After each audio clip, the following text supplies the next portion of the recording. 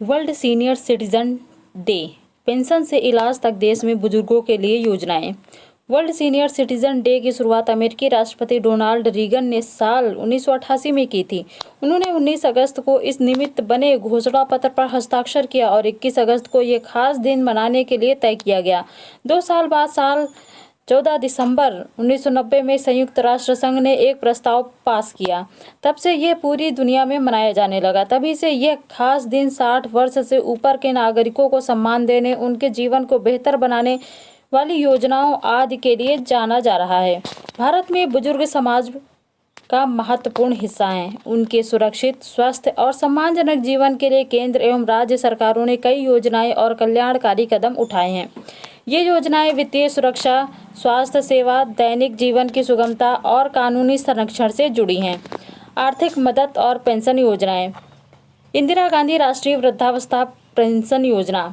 यह योजना राष्ट्रीय सामाजिक सहायता कार्यक्रम का हिस्सा है। इसके तहत गरीबी रेखा से नीचे जीवन यापन करने वाले 60 वर्ष या उससे अधिक आयु के बुजुर्गों को मासिक पेंशन दी जाती है। 60 से 79 वर्ष के बुजुर्गों को केंद्र और राज्य सरकार मिलकर मासिक राशि प्रदान करती हैं, जबकि 80 वर्ष से अधिक आयु के बुजुर्गों को अतिरिक्त राशि दी जा सकती है। अटल पेंशन योजना। यह योजना असंगठित क्षेत्र के श्रमिकों के लिए तैयार की गई है। इसमें 18 से 40 वर्ष की आयु में निवेश शुरू किया जा सकता है, जिसके बाद 60 वर्ष की आयु पूरी होने पर 1,000 रुपये से लेकर 5,000 रुपये तक की गारंटीड मासिक पेंशन मिलती है। प्रधानमंत्री वय वंदन योजना। भारतीय जीवन बीमा निगम के माध्यम से संचालित यह योजना वरिष्ठ नागरिकों सुनिश्चित ब्याज दर के साथ नियमित पेंशन का विकल्प देती है। इसमें 60 वर्ष या उससे अधिक आयु के नागरिक एक मुश्त राशि जमा करके मासिक, त्रैमासिक, छमाही या वार्षिक आधार पर पेंशन प्राप्त कर सकते हैं। वरिष्ठ नागरिक बचत योजना। यह डाकघर और प्रमुख बैंकों में उपलब्ध एक सुरक्षित निवेश विकल्प है। इसमें 60 वर्ष से अधिक आयु के लोग खाता खोल सकते हैं। इस योजना में सामान्य बचत योजनाओं की तुलना में अधिक ब्याज दर मिलती है और त्रैमासिक आधार पर ब्याज का भुगतान किया जाता है। स्वास्थ्य और चिकित्सा सुविधाएं। आयुष्मान भारत प्रधानमंत्री जन आरोग्य योजना। सरकार ने इस योजना का दायरा बढ़ाते हुए 70 वर्ष और उससे अधिक आयु के सभी वरिष्ठ नागरिकों को स्वास्थ्य सुरक्षा कवच प्रदान किया है, चाहे उनकी आय का स्तर कुछ भी हो। इसके तहत प्रति परिवार प्रतिवर्ष 5 लाख रुपए तक का मुफ्त इलाज सूचीबद्ध अस्पतालों में उपलब्ध कराया जाता है। राष्ट्रीय वयोश्री योजना। यह योजना गरीबी रेखा से नीचे रहने वाले या कम आय वर्ग के वरिष्ठ नागरिकों के लिए है, जो उम्र संबंधी दिव्यांगताओं से पीड़ित हैं। इसके अंतर्गत बुजुर्गों को चलने की छड़ी, व्हीलचेयर, सुनने की मशीन, कृत्रिम दांत, चश्मे और अन्य सहायक उपकरण पूरी तरह मुफ्त दिए जाते हैं। वृद्धजनों के स्वास्थ्य देखभाल का राष्ट्रीय कार्यक्रम। इस कार्यक्रम के तहत देश भर के प्राथमिक स्वास्थ्य केंद्रों, सामुदायिक स्वास्थ्य केंद्रों और जिला अस्पतालों में बुजुर्गों के लिए विशेष वार्ड, अलग ओपीडी कतार और वृद्धावस्था विशेषज्ञ सेवाएं उपलब्ध कराई जाती हैं। आयकर में विशेष राहत और छूट। वरिष्ठ नागरिकों की वित्तीय बचत को बढ़ावा देने के लिए आयकर नियमों में कई विशेष छूट दी गई हैं। पहला, अधिक बेसिक छूट सीमा। 60 से 79 वर्ष के वरिष्ठ नागरिकों और 80 वर्ष से अधिक के अति वरिष्ठ नागरिकों के लिए आयकर स्लैब में सामान्य करदाताओं की तुलना में अधिक छूट सीमा निर्धारित है।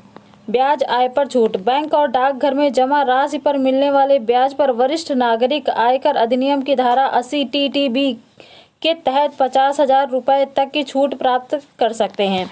स्वास्थ्य बीमा और चिकित्सा व्यय। वरिष्ठ नागरिकों के लिए स्वास्थ्य बीमा प्रीमियम या चिकित्सा खर्च पर धारा 80D के तहत 50,000 रुपये तक की कटौती का लाभ मिलता है। गंभीर बीमारियों के इलाज पर छूट। निर्दिष्ट गंभीर बीमारियों के इलाज के लिए खर्च की गई राशि पर वरिष्ठ नागरिकों को 1 लाख रुपये तक की टैक्स छूट प्राप्त की जाती है। यात्रा और परिवहन सुविधाएं। बुजुर्गों की यात्रा को सुगम और आरामदायक बनाने के लिए परिवहन सेवाओं में कई सुविधाएं दी गई हैं।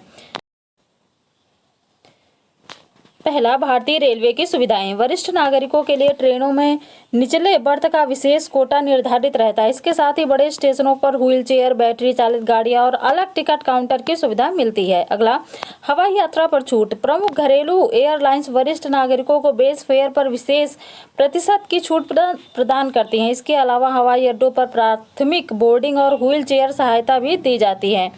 सड़क परिवहन निगम की बसें हैं। अधिकांश राज्यों की सरकारी बसों में वरिष्ठ नागरिकों के लिए सीटें आरक्षित होती हैं। कई राज्यों में उनके लिए रियायती या मुफ्त यात्रा पास की व्यवस्था भी की गई है। कानूनी संरक्षण और भरण पोषण अधिकार। बुजुर्गों के अधिकारों की रक्षा और उनके साथ होने वाले दुर्व्यवहार को रोकने के लिए कड़े कानून बनाए गए हैं। पहला, माता पिता और वरिष्ठ नागरिकों का भरण पोषण तथा कल्याण अधिनियम 2007। यह कानून सुनिश्चित करता है कि बच्चे या कानूनी उत्तराधिकारी अपने बुजुर्ग माता पिता की देखभाल और भरण पोषण करें। यदि वे ऐसा करने में विफल रहते हैं तो वरिष्ठ नागरिक विशेष ट्रिब्यूनल में आवेदन कर सकते हैं। अगला है त्वरित न्याय व्यवस्था। इस अधिनियम के तहत प्रत्येक अनुभाग में ट्रिब्यूनल बनाए गए हैं जहां बिना वकील के भी कम समय में भरण पोषण से जुड़े मामलों का निपटारा किया जाता है। ट्रिब्यूनल बच्चों को मासिक गुजारा भत्ता देने का भी आदेश जारी कर सकता है।